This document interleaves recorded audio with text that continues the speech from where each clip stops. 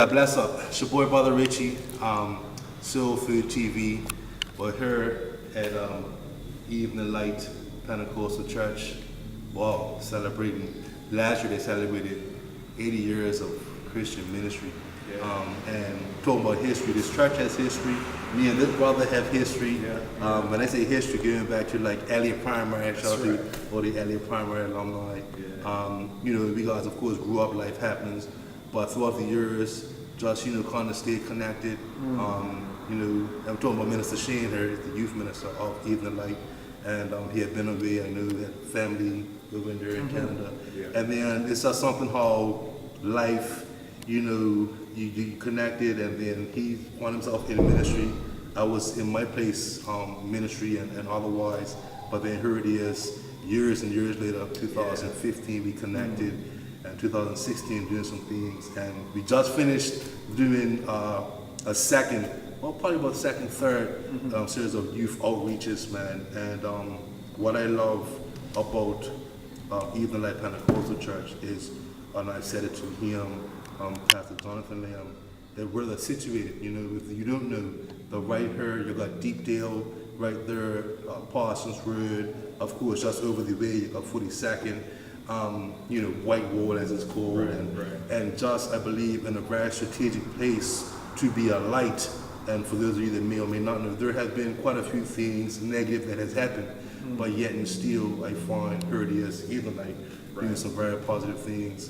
And just want to probably have you just on the shirt, Pastor Shayne, Minister Shayne, about what you guys are doing. And what purpose or vision you have. You know what? Thank you so much, Brother Rich, for coming through tonight. We love what you do. It is really cool and really interesting. It's just like a divine connection of how, God has reconnected us. As you mentioned, we go way back to Elliott. And who would have thought that we would have been, collaborating for the purpose of ministry? But it's really fantastic, powerful what the Lord is doing. I've returned to Bermuda for about 2 years now. And just had a desire to come back to my home country, so back into my home people, be back in my hometown, and just work for the kingdom, And so that's what this has been all about. We're here at Evening Light. A lot of people know Evening Light, and you know it as your great-grandparents' church. You know what I'm saying? But we're trying to bring Evening Light into a new generation of young people, bring it up to a 2016 kind of approach. And just embrace the boys and the girls in this area.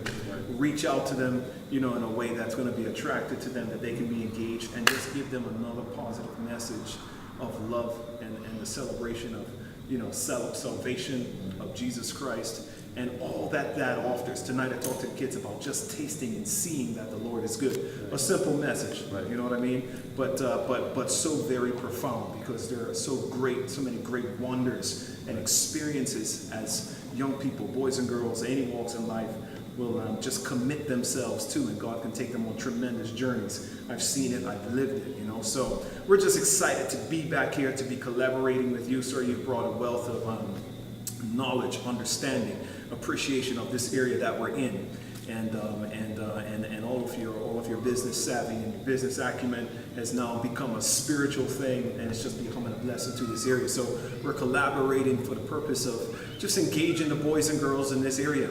We started thinking about like just going after the youth, and some of the youth were coming and they weren't coming, but we just threw it open and said, you know what, any boys and girls of any age, just come through. We'll sort out the differences in ages later. And as they come, we just want to feed them.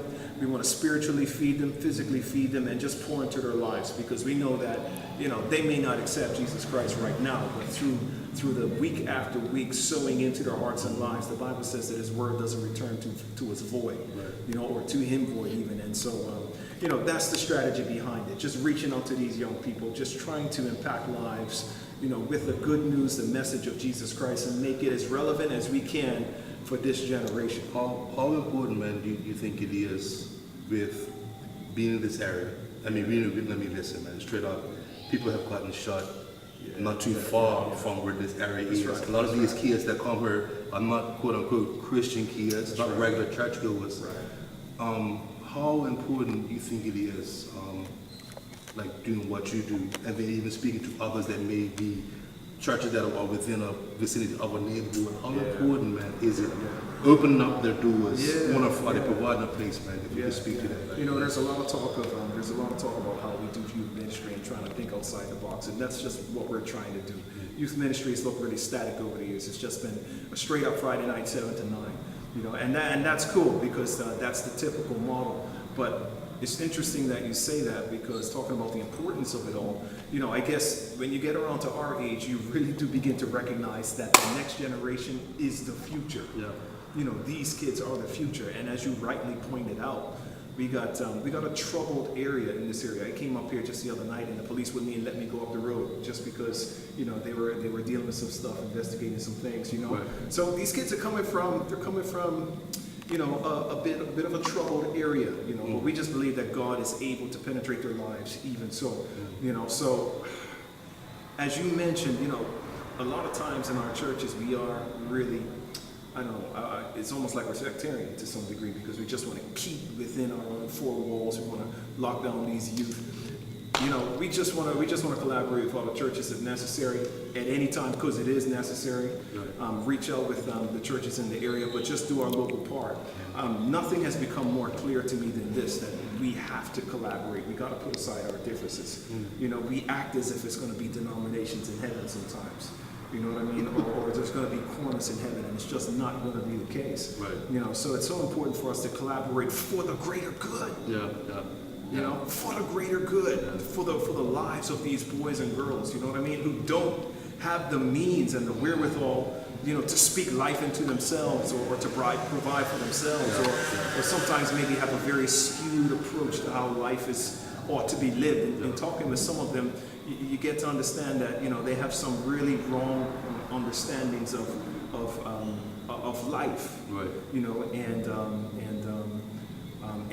you know, certain things, I don't want to be too graphic, but you just don't, you know, they just don't fully get it. So it's my pleasure to try and speak life into them, to encourage them, to show them that there's some other options. Right. You know what I mean? And God is a very viable option, and not just a viable option, but if they dare to reach out and to taste and give God a try, you know, their life can be set on a totally different trajectory. You know what? Again, man, thank you for engaging me, for having me. Again, folks, it's, you know, Soul Food TV. You know how I do, man, raw and uncut.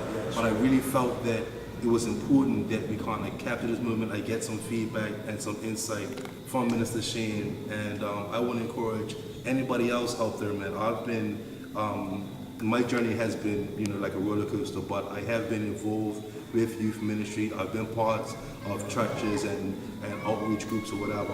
And I just want to say, man, that if you guys, yes, definitely look outside your walls. Your neighborhoods are waiting, you know, just for you to open up your doors. You know, these guys fed these children hot dogs, hamburgers for free. You know, big up to Paul Spring and Donkers. We was able to give these guys bags, you know, and it's a material thing, but through that material blessing, that's right. A seed is sown, because you got these guys here, women, men, that just are sowing love. And we may not see a result tonight, but guaranteed that these kids will not forget when they came to evening light on October the 21st. They got to play some PlayStation, hear some good kingdom music, have fun, laugh, play, and they receive something.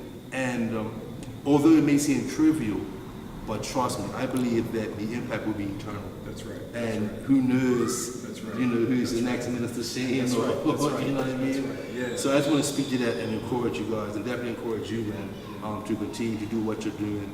It's so needed, and just continue to be an example, man. No matter what the naysayers may be, man, press on, because these guys, I'm like I say, I'm in the midst, but I'm looking too. Right.